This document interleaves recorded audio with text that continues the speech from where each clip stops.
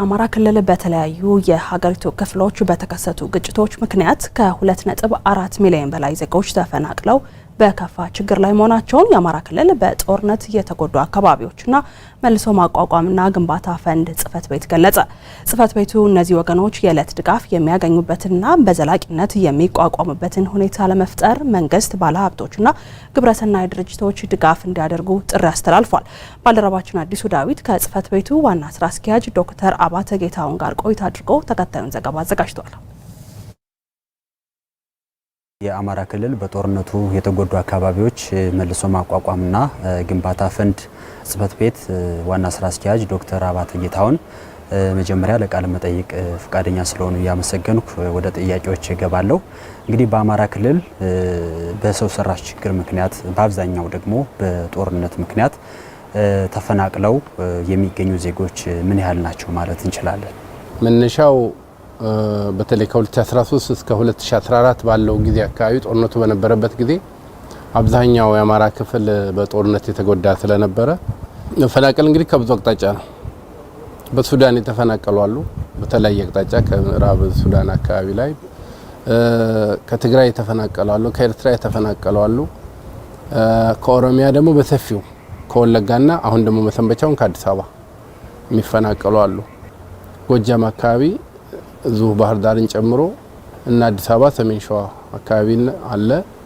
ጎጃም ደግሞ ቁጥሩ ካምፕም ያልታየ በህብረተሰቡ ተበትኖ ከ280 ሺህ በላይ ያለ ተፈናቃይ ያለበት አለ። አሁን በየቀኑ ይጨምራል፣ በየቀኑ ይቀንሳል። ያው እንደ ሁኔታው ነው፣ ሀገራችን ላይ ያለው ሁኔታ ነው።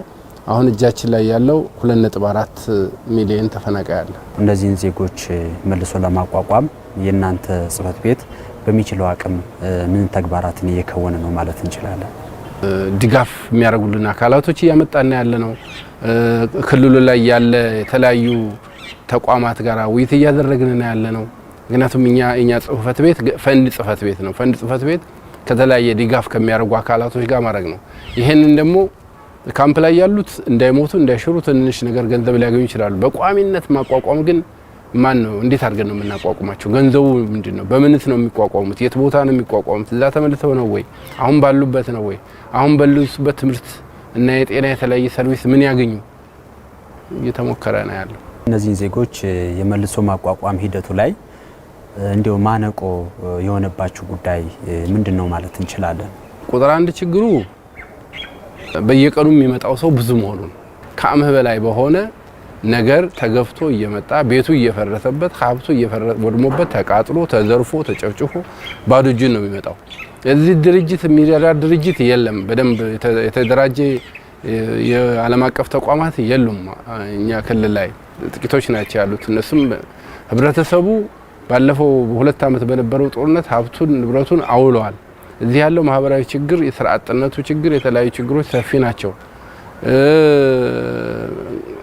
40 የመጠለያ ካምፕ ውስጥ ያለው አቅርቦት ተመጣጣኝ አይደለም፣ የሚሰጣቸው ትንሽ ነው።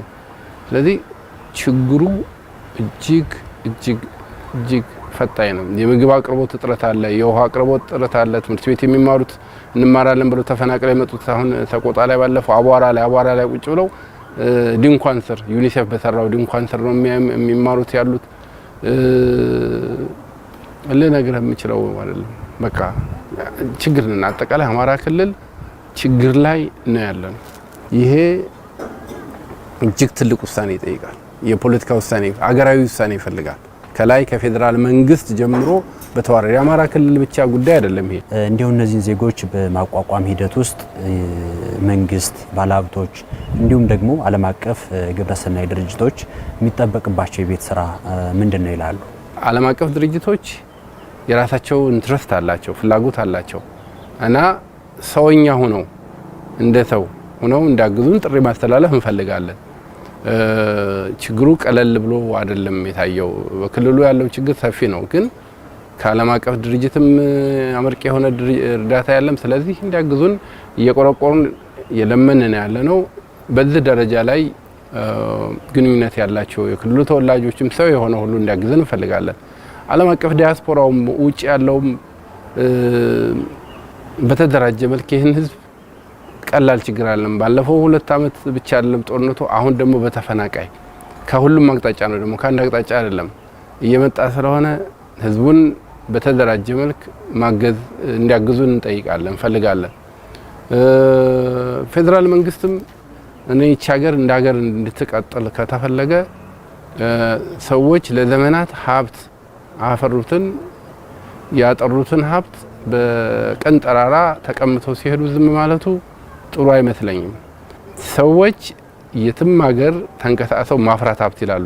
አሁን የትም ሀገር መንቀሳቀስ ብቻ ሳይሆን አያቶቻቸው ቅድመ አያቶቻቸው ያፈሩትን ሀብት ተቀምጠው እየተባረሩ ነው ያለው። ይሄ በጣም አደገኛ ነው እና መንግስት ይሄን ማስጠበቅ አለበት። መንግስት የፌደራል መንግስት ይሄን ማስጠበቅ መቻል አለበት የሚል ሀሳብ አለኝ።